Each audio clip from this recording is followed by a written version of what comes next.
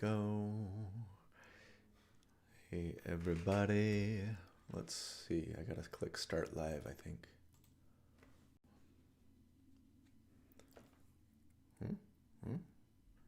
Okay. I think this is working on both YouTube and Patreon. It looks like it's working on both YouTube and Patreon. So I'm just gonna assume that it's working on both YouTube and Patreon. And if you can tell me otherwise, let me know. Yeah, in fact, let's see. If anybody's here from Patreon, would you kindly comment and just let me know in the Patreon chat? And for that matter, if you're here from YouTube chat, let me know. Okay.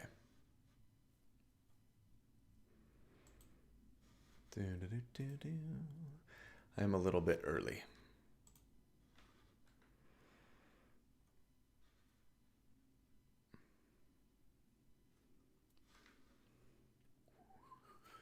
All right. Okay, I'm seeing some chats from YouTube. Hey, everybody. They were a little delayed, it looks like, maybe. And I'm still not seeing anybody on Patreon, so well, I hope it's working. Let me just go to the Discord and make a little note. Okay, I am quiet. I apologize.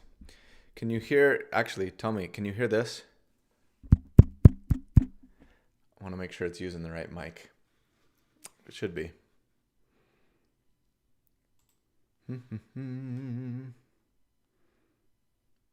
Sorry if that blew out anybody's eardrums. Okay, thank you. And okay, hey, we got someone on Patreon. David. Hi. Okay, you can hear me okay? Everybody on Patreon, everybody on YouTube, looks like good. Okay, great. I am not going to answer any questions yet because I'm early. So I'm just going to talk about what a beautiful blue sky day this is here in Salt Lake City, Utah. We actually got some snow this week for really the first time all winter, which has been crazy. Everybody else is getting snow but us. It's been a good day. I went to so there's has anybody heard of a place called Sweat House? It's like a sauna / cold plunge place that I became a member of recently. They have a location here near where I live and is like my new addiction. I love it with all of my heart. I go like almost every day. And you sit in the sauna and then you get in the cold plunge and then you sit in the sauna and cold plunge and then I go to the gym. And it's the best. I don't know if it's my Scandinavian blood or what, but I can't get enough. I feel so amazing. Yeah, and then I had a good workout at the gym. And then I came back and I had a chat with my YouTube partner manager person, like someone from YouTube who's like my handler, which is kind of new. And that was mildly useful. And then and then I actually just did a collaboration today with Crispy's Tavern. Do you guys know Crispy from Crispy's Tavern? We have the same agent, Tim from Wily Knight Games. Anyways, Tim's awesome, and yeah, I just met Crispy, and he wanted to do a collaboration with where he just, it was basically reacting to some horror stories that he got emailed and that he found on Reddit and stuff, and it was fun. We just kind of chatted. He seems like a nice person. But okay, you somehow you being into sweating your butt off and then jumping into cold water doesn't surprise me at all. I mean, it's good for you and actually feels really good too, I will say. But you got to get past the painful part. Okay, let's go ahead and now that it's after 3:30, let's get into some questions. So, hope you all are doing well. Hope you've had a great month, and happy Friday. And let me jump over to Discord. So let's see. Scroll up to where we ended last time. Flaming Raccoon asked, I have a question for everyone. With the 2024 rules, do you or your DM let players pick a warlock spell with the Magic Initiate Origin feat? Thanks for the question. And also, Flaming Raccoon and everybody else, could you guys do me a favor, actually? And like, if you have a question for everyone, put it in maybe like the general chat or like the D&D specific channel, like a DM discussion or something like that. That way it keeps the live stream questions channel just a little cleaner. Thank you, and no worries. But yeah, and they got some responses there. I would say for me personally, yeah, I don't think I would. They had the feat in the 2014 rules with Tasha's, right, that let you do that, but it seems like they kind of intentionally left it out of the 2024 Player's Handbook, and I guess I just kind of assumed they had a good reason. Maybe they didn't want people to have easy access to Eldritch Blast, right? And then again, that Warlock feat was just for Eldritch Invocations, wasn't it? So yeah, so even then, I guess they didn't really allow it. So yeah, I would probably say no. Let Warlocks feel a little unique, personally.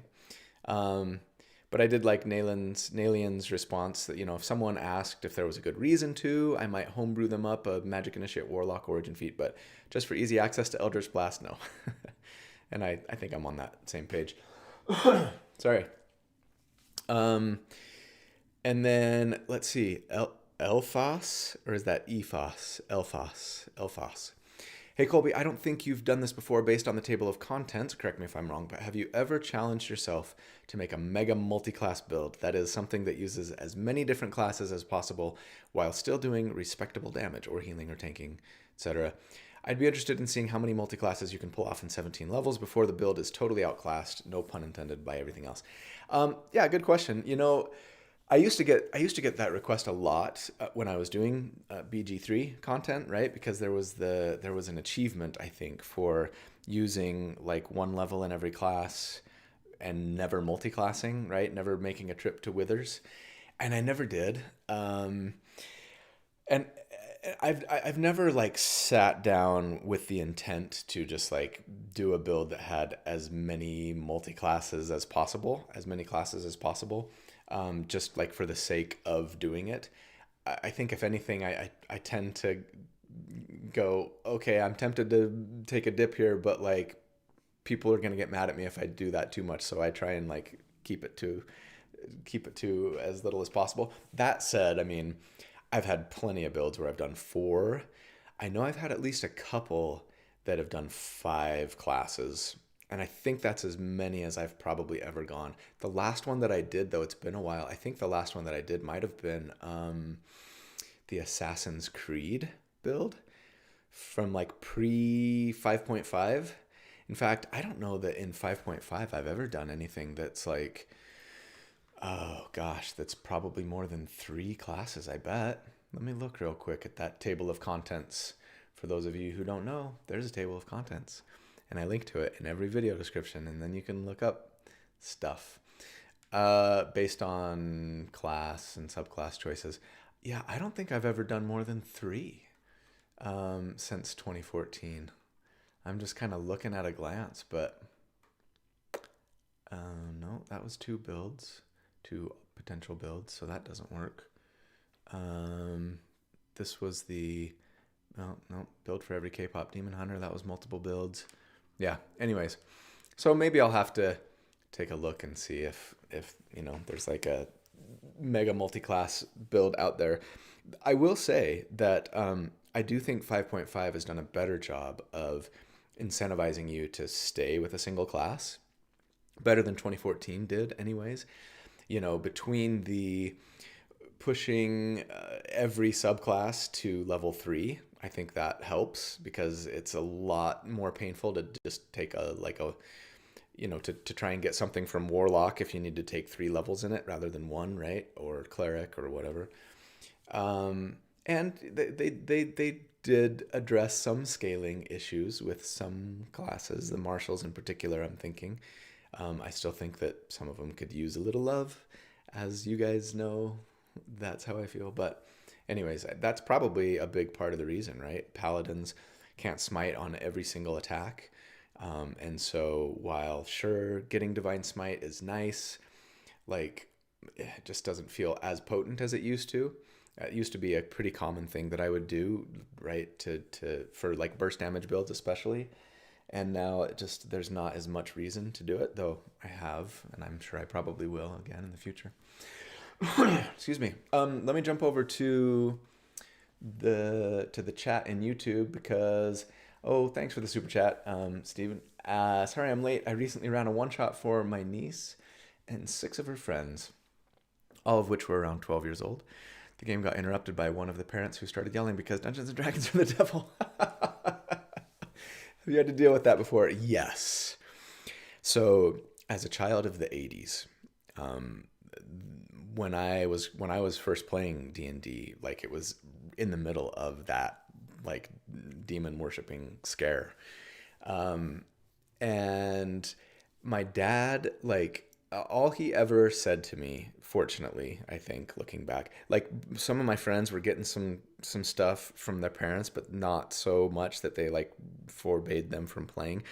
My dad just, I remember him saying, so, I've been hearing about this game that you're playing and I'm a little nervous. And he was like, do you guys ever like summon demons like in as part of your gameplay? And I think in his head he probably imagined us like drawing a pentagram or whatever, like what's that called, the star with the circle. It's not a pentagram, it's a whatever it is. Anyways, I think he imagined us like cosplaying, do you know what I mean, like larping with candles, or like cutting our wrists and trying to summon a demon or whatever as part of the game.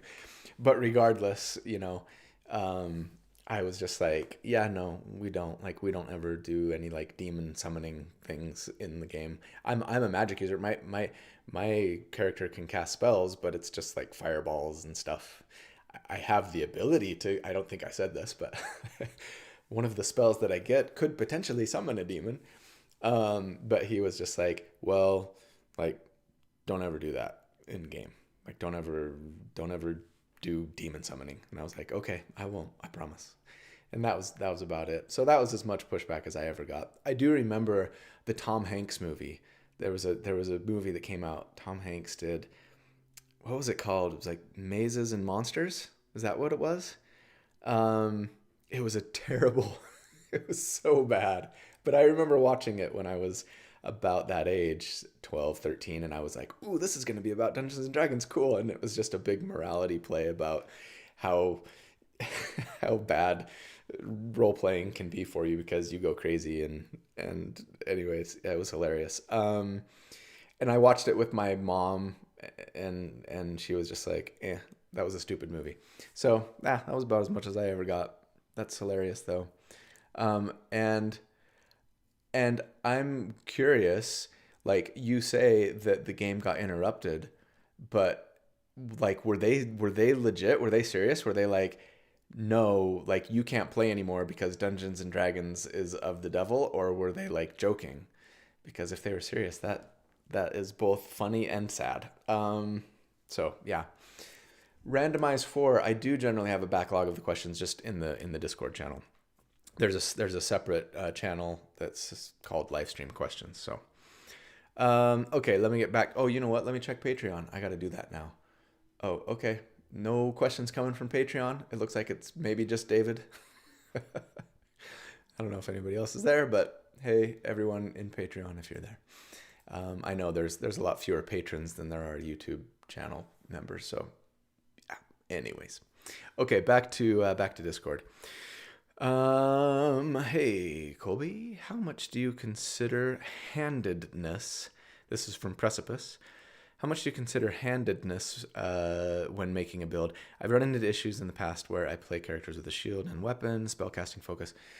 Yeah, so I think I've definitely gone on record many times as like whining about lots of things, but this was one of them that I used to complain about. And the Warcaster feat feeling like it was a tax on spellcasters. Boohoo. Because, yeah, it got a little weird when you were trying to cast spells and you had material and somatic components, but your hands were full. Um, and you were maybe using a weapon, right? Or a shield. And 5.5 has just done, I think, a lot better job at making this mostly a non-issue. Not completely, but now that we have the rule that says, right, when you make an attack, you can draw or stow a weapon as part of the same action as making the attack. It just makes most of the time you don't have to worry about it that much, I think, rules as written, especially because, you could, uh-oh, did I lose my stream? YouTube is showing me that something is not going right. You guys chat if you can still see me and hear me. I'm gonna just make a comment. Hold on. Can you still see here? Okay. It looks like the stream froze. Sorry, one sec. Is it back?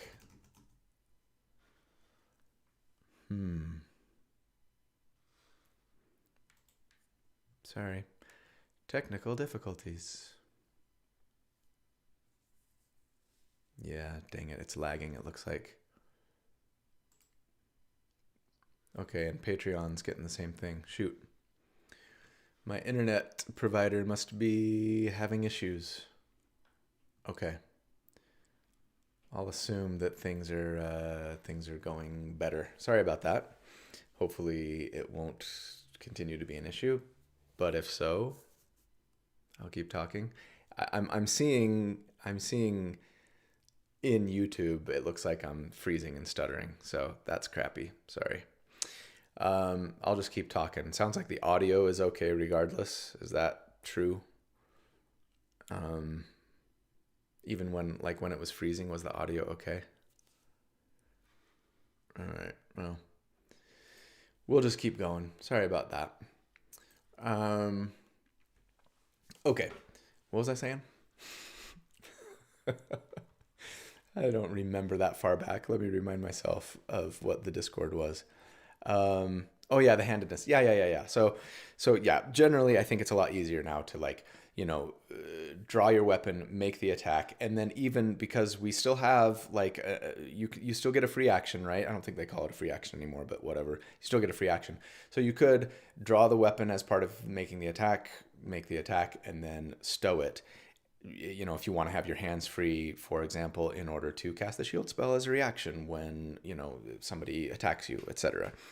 So I think generally it's not much of an issue. Granted, that would take away your free action, so now you can't open a door if you wanted to do that, right? But it seems to me like maybe especially as a result of it being easier and better now, that most DMs kind of just don't worry as much about, well, your hands are full, so you can't do that kind of thing. Tell me if I'm wrong. How many of you all run into that in a game where your DM is like, well, they're really sticklers about what you have in your hands and, can you do a thing because your hands are full kind of thing. It's always been one of my least favorite things, one of my least favorite rules in D&D. And I appreciate that maybe it's there to help kind of keep casters especially in check, right? And maybe we could use more of those things, so maybe we should be worrying about it more, but it's just not fun. It's just finicky and obnoxious, I think. So anyways, especially when some subclasses can use weapons as a spellcasting focus or a shield, right, as a spellcasting focus, and then others can't, and then it's like, ugh, okay, so these people don't need Warcaster, but these ones do, and that I just don't like that. So what I will say, though, speaking of handedness, is I'm not a fan of the weapon juggling stuff, right? Where it's like, well, it says technically I could draw a short sword, make an attack, and then stow it, and then draw a scimitar and make an attack, and I can get all the benefits of like dual wielding, but like really only using one hand because technically the rules allow that and all that kind of stuff. I could load 3 crossbows, draw one, shoot it, drop it on the floor, draw one, shoot it, drop it on the floor, draw one, shoot it, drop it on the floor, and I can ignore the loading prop. I don't need to worry about the loading and ammunition properties. Sorry, I said that wrong. I can preload crossbows and then just draw them, shoot them, yeah, and like I don't need to worry about loading them. Like all that kind of stuff is like that just breaks immersion for me, and it's dumb. So but yeah, when it comes to like being able to cast spells with your hands full, for the most part, it seems like you can get away with it generally, right? There's exceptions to that, I'm sure, but yeah, that's kind of my thoughts on it. So, let's see. I had a highlighted comment come in here. I don't know why. Relaxed Fantasy Review. Do you know why? I'm just curious. Like, your comment here got highlighted, but I don't know why. Like, what do you have to do to get your comment in green like that? I don't know. Anyways, maybe it's because you're like a diamond member for 34 months, which thank you, by the way. That's amazing. I'm just going to answer your question now. If you could choose only one, which would you pick? Drop the concentration from Hunter's Mark entirely or remove the bonus action from it when it moves and move it with a successful attack. That is a good question and hard for me to answer, actually. I think most people would say drop the concentration. It probably is the right answer, right? Because yeah, like being prevented from using other and more powerful spells because of the concentration thing, right? Sucks. But I really hate the bonus action to transfer. I really do. And part of the reason I'm sure is because sorry. Like typically when I'm trying to create a build, I think about sort of action economy as resources for me to kind of draw on, right? And I'm almost always thinking like, okay, this is what I'm going to do with my action. This is what I'm going to do with my bonus action. Like if I can get a reaction some of the time or all the time, great. Like that's what I'm going to do with that. This is what I'm going to be concentrating on because usually that's sort of a resource, right? I mean, not if you're not a spellcaster or a raging barbarian, but otherwise, so I kind of think about it like that. And so like the bonus action Hunter's Mark thing always screws that up.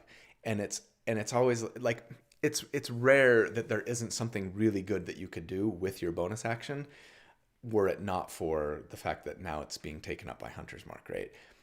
And then it just is obnoxious to have to go, okay, well, how often am I going to have to transfer it? Every other round, maybe? Like that's what I generally assume, right? But it's just, ugh, I don't like it. It bothers me. So I guess what I would say is for levels for ranger levels 1 through 9, I would rather drop the bonus action. From ranger levels 9 and beyond, I would rather drop the concentration. So and maybe, if most people play at tables and in campaigns where the game's mostly done by level 10 or earlier, maybe the bonus action is the thing to get rid of, right? Or maybe we get a choice. But I really would, if it were me, I would like probably have ranger features where it requires ranger levels, right? But then at certain ranger levels, yeah, first drop the bonus action and then drop the concentration requirement. But that's me. If I were gonna homebrew it, or if somebody wanted to play ranger at my table, I think I would just volunteer that for them. Okay, let's see. Tweep asks, do you think you're going to do a 2024 Ghostlands build? It's on my to-do list, so maybe. We'll see. We'll see if and when I get to it. I probably will eventually, but yeah, I don't have like any set plans to do one like anytime real soon. Let's see. Steven says, oh, the game did end for that player. Oh, I told the mother that I forgot my satanic Bible and had to improve. She stormed away after that. Oh, that's good. That's hilarious. And I hope that you didn't ruin your relationship with is that like a sister-in-law, maybe? Shoot, that's funny. and too bad. It's funny, but it's too bad because that's a lost opportunity, right? For your niece, to play and have fun and use her imagination. Um, Marin 512, thanks for being a wonderful human being and thanks for making Tuesdays fun. Oh, thank you. You didn't even have a question. You could ask a free one if you want. Hopefully, I'll see it. Because I kind of gloss over all of the rest of this commentary. Sorry. Um, anyways, yeah, that was really funny. Okay, I'm getting some more super chats. Thanks, everybody. I really appreciate it. Rogue King, as a fan of your single class builds, I feel like it's an important caveat to mention that all of the builds would feel powerful playing with non-optimized characters, even the weaker ones. Yeah, that's true. And the only time that I sort of allude to that is when I have a build that's like underperforming, that's like coming in at like tier 3 or whatever, and I kind of say like, now keep in mind that this is stacked up against other builds that are designed for like optimized big damage.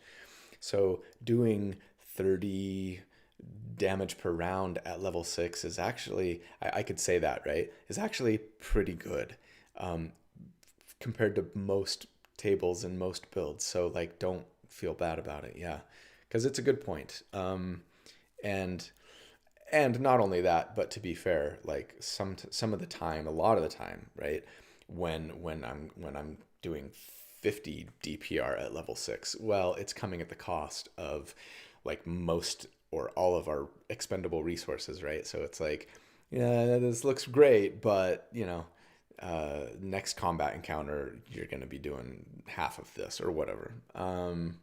So yeah, but no, it's a good point. And then D&D Sparty, thank you. Colby, I've given up after 2+ years to get you to do level 20 builds. Yeah, thanks. Probably not going to happen. Could we somehow convince you to review all the epic boon feats, including new ones? Um, yeah, and I've talked about why I do that, right? Plenty, and so I don't need to rehash it here. And same thing with epic boons. Like, um, people have asked. I get this question a lot. Will you include epic boons in your builds, and or will you like talk about magic items in your builds? And honestly, the main reason why I don't, I mean, part of it's time, sure. Like you guys have noticed, I'm having a hard time lately for whatever reason getting my videos under an hour. And I'm seeing comments even from people like, I just don't have this much time to watch these videos anymore. So I'm always kind of conscientious of at least trying to keep it under an hour. So yeah, part of that's time. Part of it is, like, I really think that, you know what? It's similar to, okay, I'm just keep going off on tangents. This week I recorded a video about, gosh, what was the build? I don't even remember. It was the Bard. It was the single class Bard, right? And I think I take Goliath as the race and Lucky as the feat. and and lately, especially, I've been seeing so many comments that are like, Ugh, another Goliath. Ooh, Lucky feat. I'm getting really tired of Lucky Goliaths. And similar to what I used to get every time I would take custom lineage, right, in a build back in the pre 5.5 days. And I went on a little bit of a rant, I think, in the video. Hopefully it wasn't too bad or didn't come across as too whiny, but I was basically like, look, like, I'm just like trying to say, hey, like mechanically speaking, this is gonna do the most damage, and like I'm building these things for damage, and I'm comparing them to each other. So it would feel weird for me to say, well, this build doesn't do as much as that build, but like actually it would do just as much if I would have made the same choice. You know what I mean? Um, and and and so during this rant, I was kind of like, gosh, maybe I should just not even talk about. I kind of wish I wouldn't even recommend a species, because once in a while there's like a really good reason for taking a species, whether because it's thematic for the build or like mechanically, yeah, like this really does good things for the build. But a lot of the time it's just like, well, this one does the most damage, so we're gonna take the default. Um, and and so like that's the same reason why I kind of don't want to do epic boons and magic items. Like a lot of the time, sure, there would be something that was like, oh, you know what, for this build, for the theme that we're going for, these guys are more supporty, or this one's more tanky. Like maybe think about these.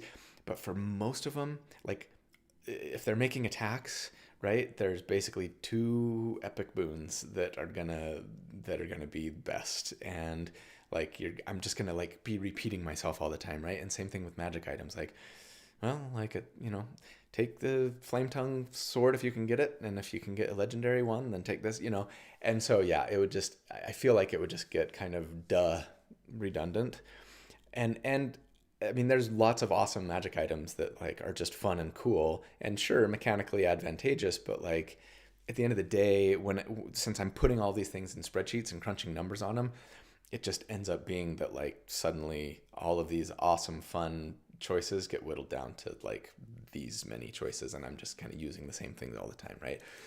That said, just a video reviewing all of the epic boons and like doing it once, that feels like something a little easier to do. It would definitely be a departure from my typical content, but I'll put it on my to-do list. How about that?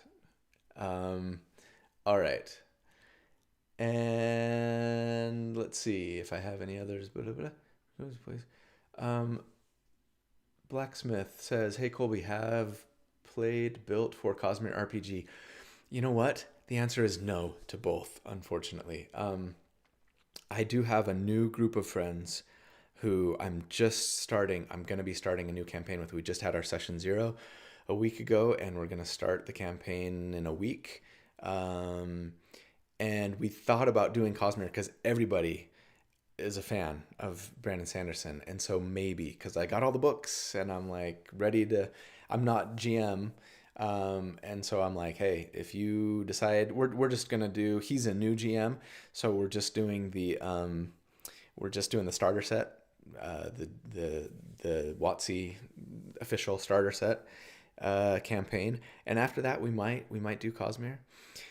The problem with Cosmere is like, anytime I do non D&D stuff, it doesn't perform as well, with few exceptions, and including the stuff that I've done for Cosmere. And as much as I love the game system, I really do, and I want to play it really bad. The audience is pretty small, right? Like Brandon Sanderson fans, we are rabid, and we're big fans, and like there's just not as many people playing the game, and so your potential audience is just way smaller, right? Now maybe some people watch anyway.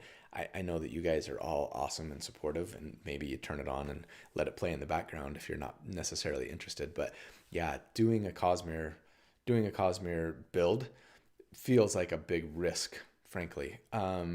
I mean, it's not that risky. Like, whatever. I have a video that doesn't perform well, I move on. It's not the end of life, right? But yeah, it is a lot more work too. I think I'm more likely to do something for Daggerheart just because I think there's a lot more crossover between my audience, right, and people who play Daggerheart. A lot of you probably have played or are interested, but I don't know. I could be wrong. I ought to just try it and see. But yeah, it is a lot of work. So I'd have to find a time where it's like I just had a lot of free time this week for whatever reason, and I'm going to try a Cosmere build, right, or a Daggerheart build. So other than writing a PC sustainable mounted build, yeah, I've done mounted builds before, Shikster. Let's see, the most recent, I did one for 5.5, only one. And what was it? It was like the night, something, was it the Fly-By Night? No. That was the Assist of Opportunity guy. Some kind of night. Wasn't the Fright Night. Oh, I don't remember. You look through the table of contents, you'll find it. But yeah, it was like trying to do a mounted build, and I've done a few. And they actually don't tend to perform as well either, for whatever reason, which is, again, that's fine. Like, just not everything is going to be, just the best of the best. But yeah, I think they're fun. The problem really with mounted builds is like, unless you're playing a small character riding a medium-sized mount, right? It's hard to just assume that you're going to be able to like make it work in the combat encounter if you're in a dungeon or like fighting in a tavern or something, right? It's like getting on your horse is a little less likely to happen, and you're not going to have as much room for maneuvering and things like that. But especially if you're playing like in a big open world, open air campaign, then yeah, I think they could be fun for sure. Um, let's see. David over on Discord. I noticed there have been more no sponsor episodes since 2024. Is there a reason? I've been asking my agent the same thing. Is there anything we can do to help? Oh, thank you. Yeah, it seems to be a thing across. So my agent, his name's Tim. He's a great guy, and he actually represents like most of the biggest YouTube D&D names. So like Ginny, Antonio, Dungeon Dudes, Will, right? Dice Cream Sandwich, like Dungeon Dad, lots of people. And yeah, I was talking to him about it just a week ago, and he's like, yeah, I don't know what's going on. Like, January and February have been super slow. It seems like everybody is launching all of their stuff in March. So like March and April and beyond is like booked out. But for whatever reason, it was just kind of slow in January and February. And that's okay. Like I'll live. I could definitely use the revenue, but it's fine.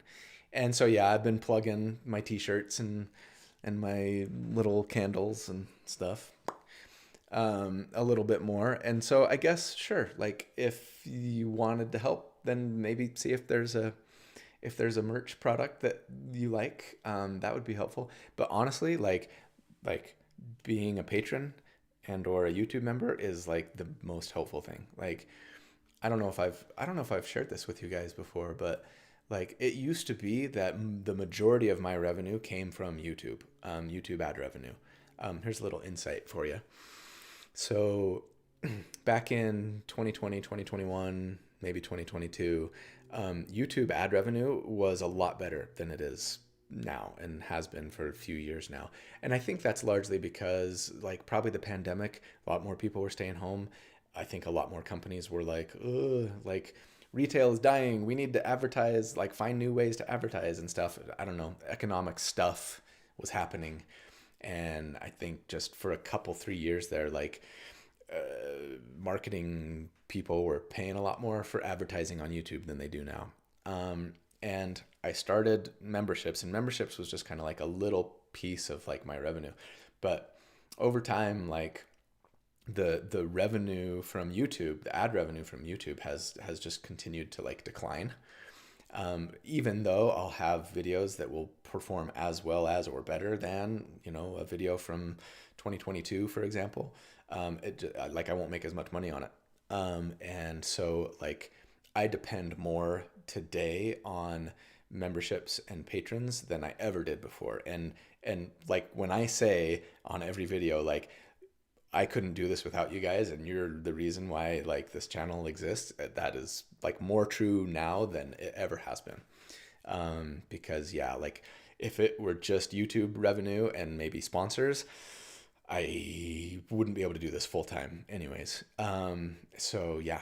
So anyways, that's just me saying thanks, and don't feel like you need to do more because you're already doing plenty, and I'm grateful. Thank you. Okay, let me get back to Discord.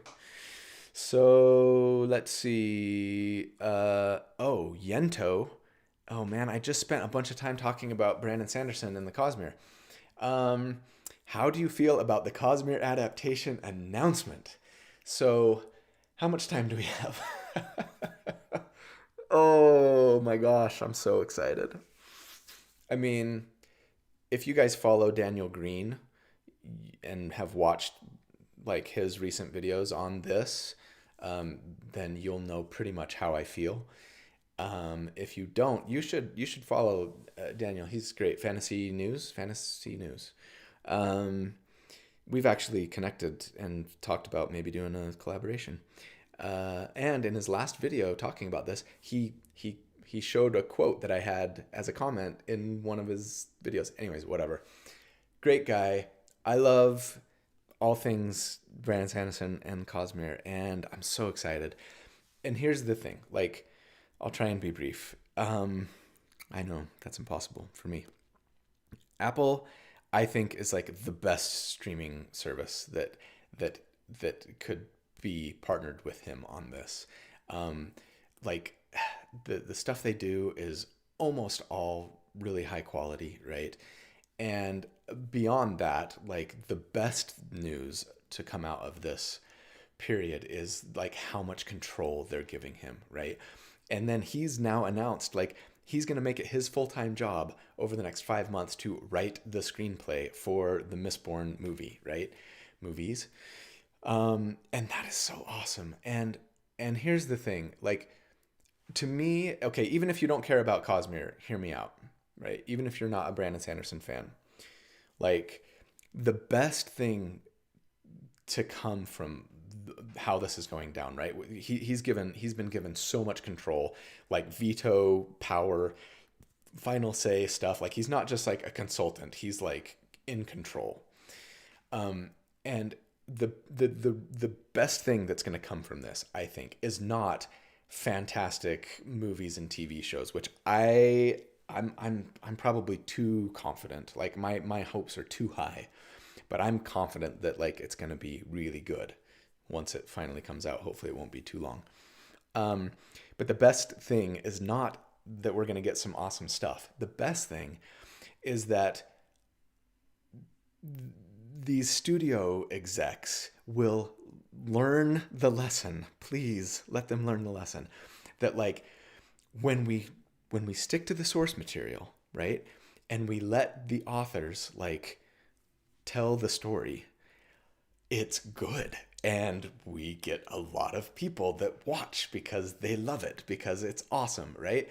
Like they should have learned that lesson from Game of Thrones.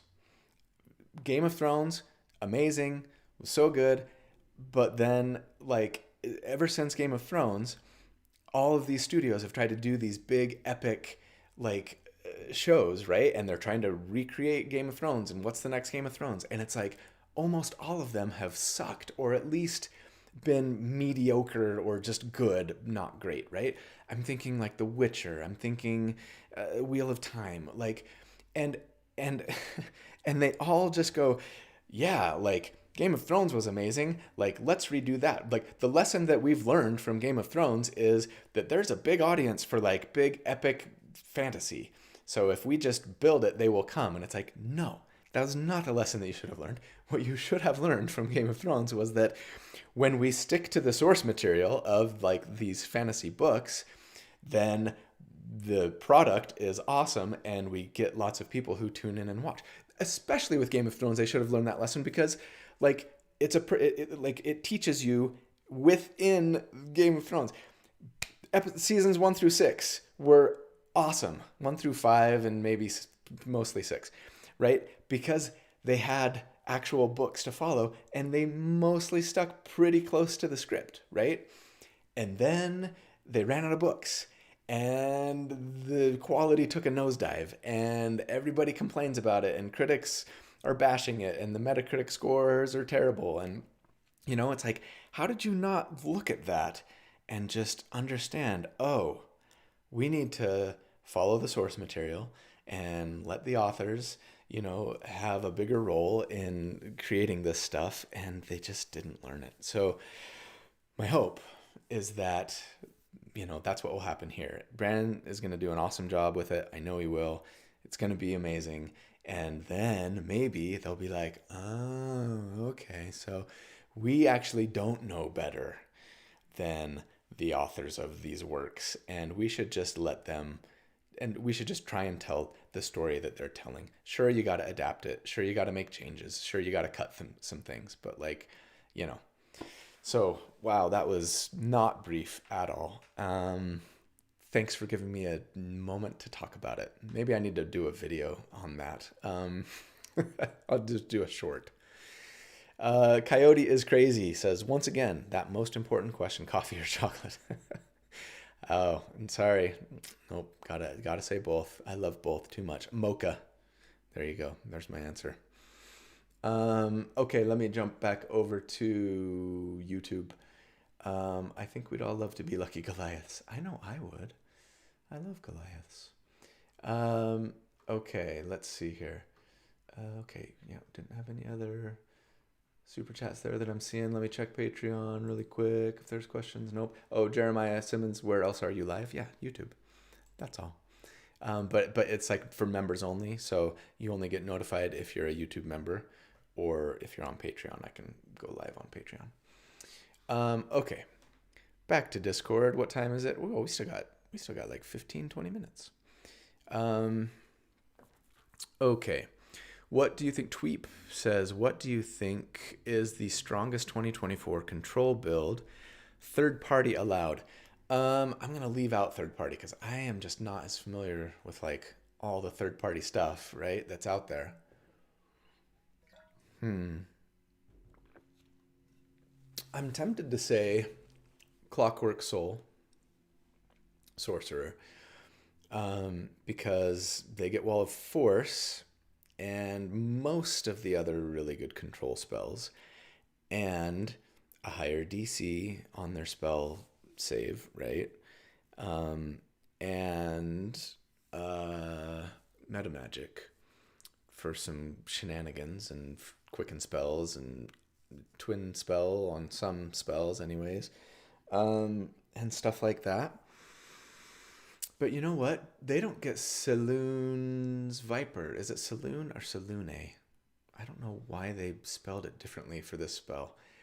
Because in Baldur's Gate 3, it's Saloon, isn't it?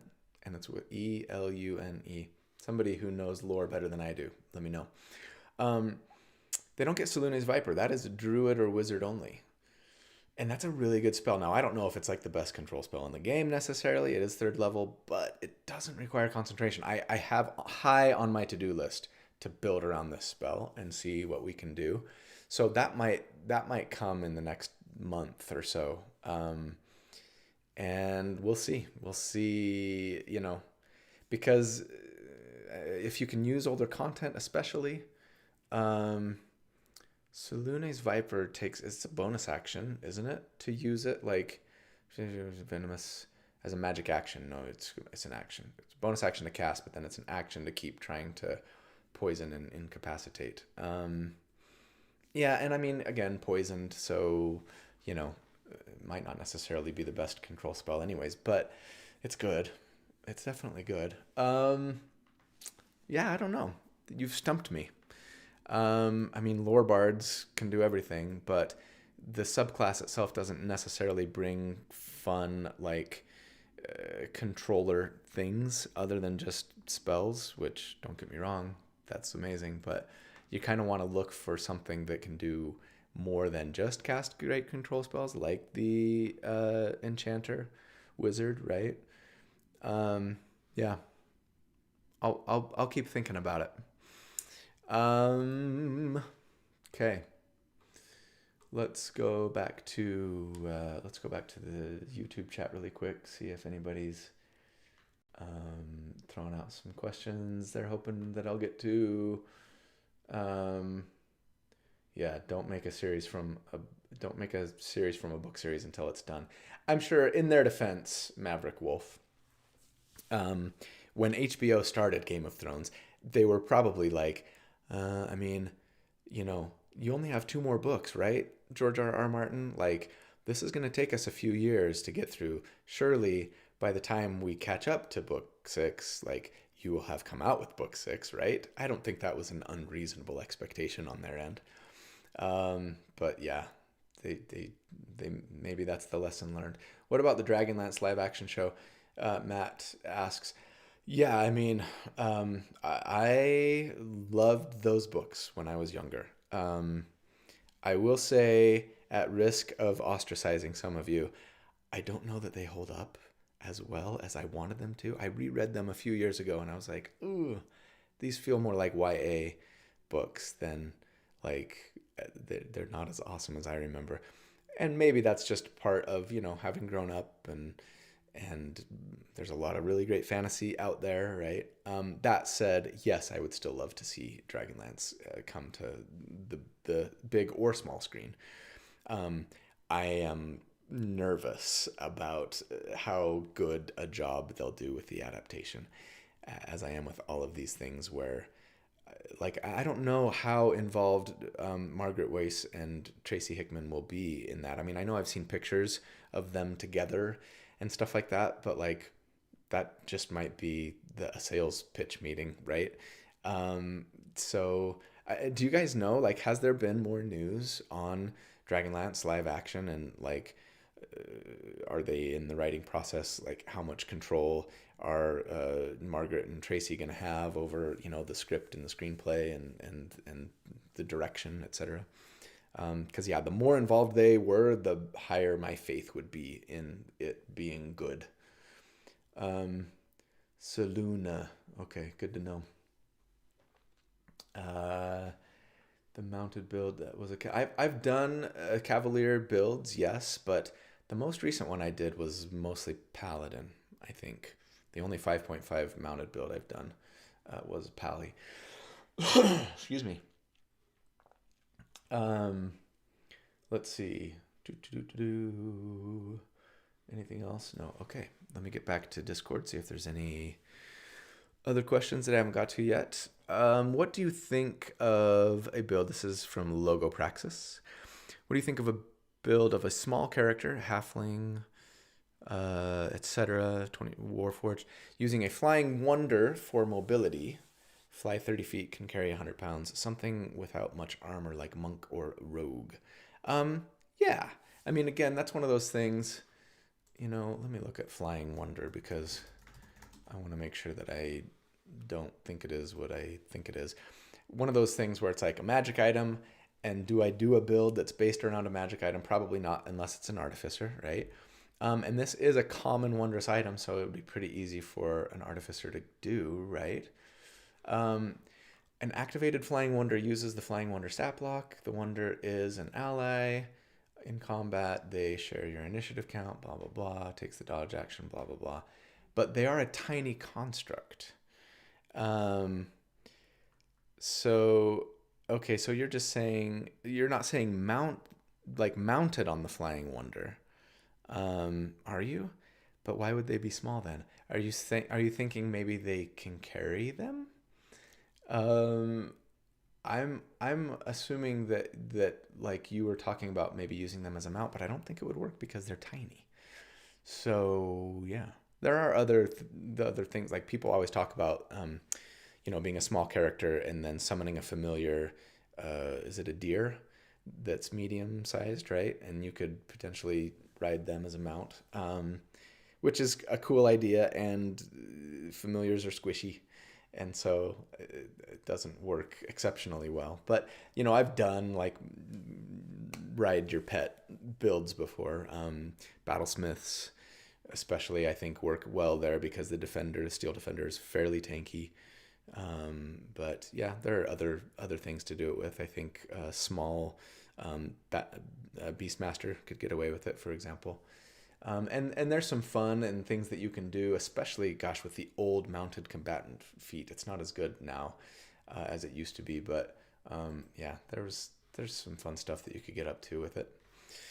Okay, let me see here. This one says disregard, and there was some conversation around it. And then Mike asks, "Hey Colby, what are your thoughts on DMs nerfing build optimization by fudging hit points in encounters? I know a few DMs who have purposefully prevented players from killing enemies in one turn for one reason or another. While storytelling and fun should always be the priority of games, it does sort of defeat an aspect of optimization if you're artificially pumping HP because a min-maxer is at the table."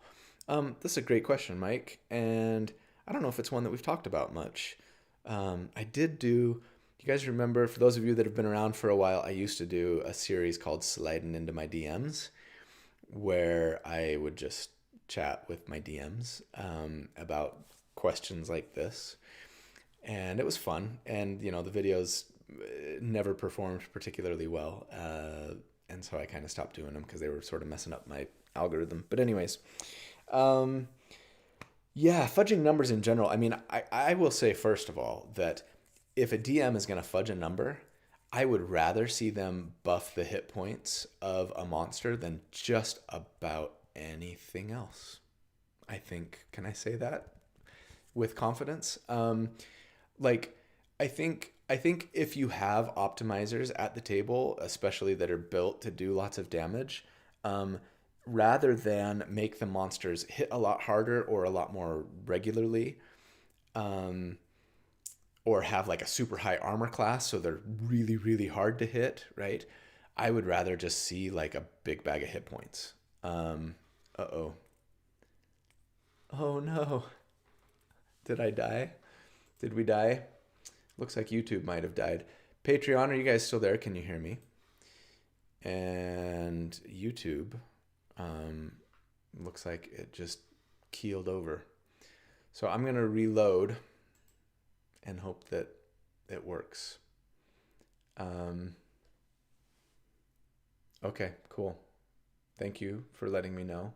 My interface just died and I just clicked reload and now I'm seeing your comments. So thanks.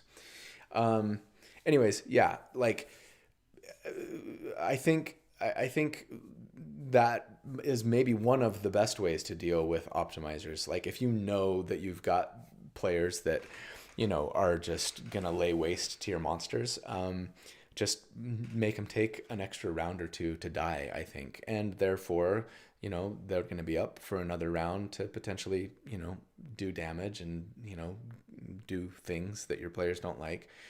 um, but as far as like when you're in the middle of combat and the DM gave the monster 100 hit points and you do 100 hit points of damage to it, how do I feel about them being like, okay, they actually have 200 hit points? Um, Not a big fan. Like generally speaking, I don't like number fudging, whether that's um, fudging dice rolls or modifying stats of things on the fly. It's not a hill that I'm gonna die on, if I'm being honest. I think every game's different. I think every DM is different. Every table is different. Some people, frankly, might like it. They probably don't want to know that the DM's fudging the numbers, but they might have more fun if the combat takes a little bit longer. I would personally advise, I guess, to just like, hey, like, all right, your player one shot your monster, and like maybe as a DM you're like, oh man, like I put a lot of time and effort into creating this like fun and interesting and challenging encounter. I was gonna have this happen, on round two, and this happen on round three or whatever, right? And now they just one shot him. I would say let it happen, and let your player feel awesome and like, hey, congratulations, that was amazing. And then just learn the lesson, right? That's like, okay, like these characters hit harder than I thought they would, and like I've got to increase the hit points of my enemies going forward, or include more of them, etc.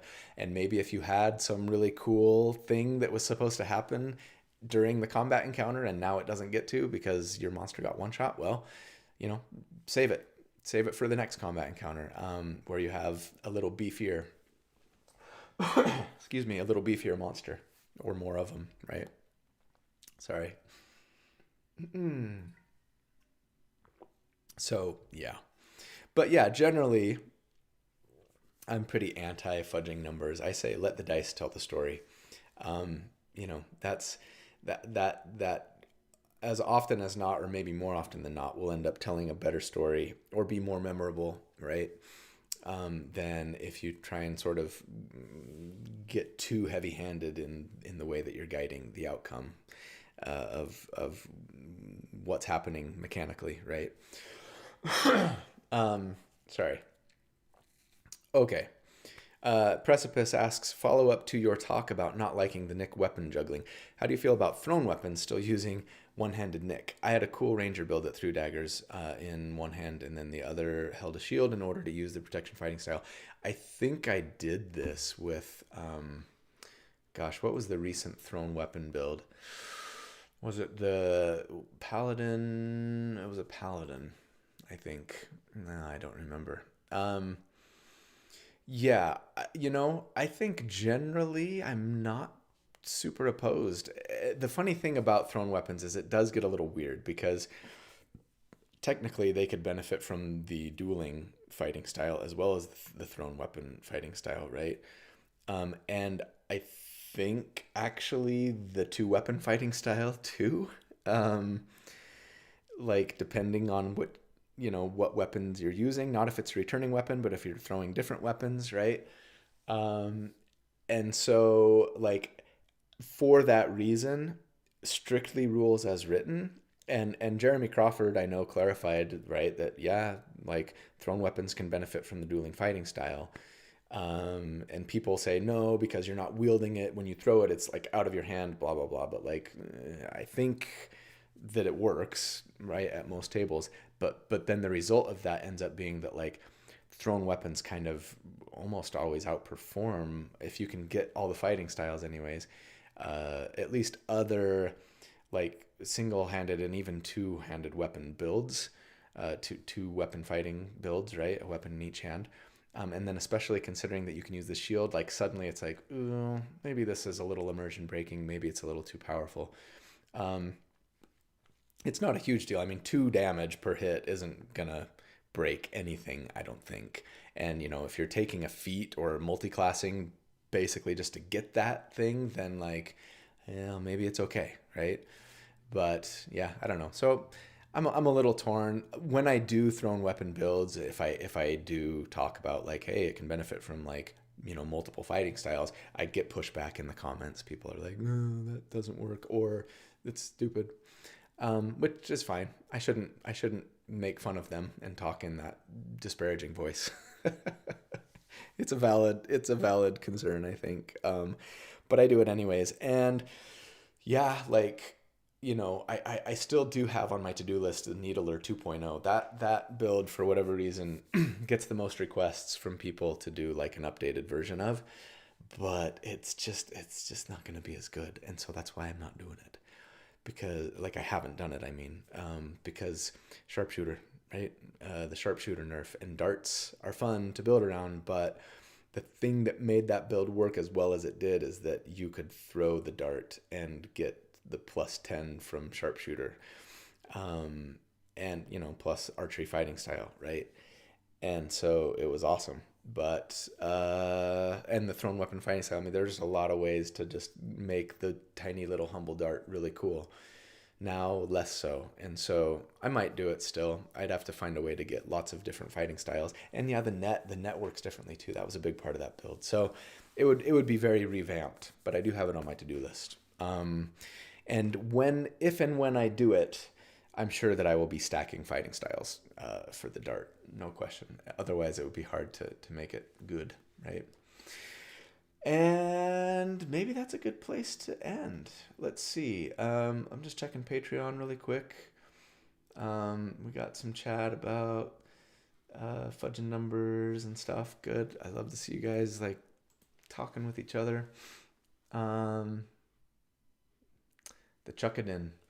Yeah, that was a Treant Monk build, right? No, he just called it Chuck. That's right. I did call it the Chuckadin, didn't I? Um, maybe. Anyways, now I'm searching my table of contents. Um, yeah, the Chuckadin. There you go. Yeah, and that's right. And because you can smite, right, from range, which is fun. And then there was the BFG too, the big, the blade flinging giant.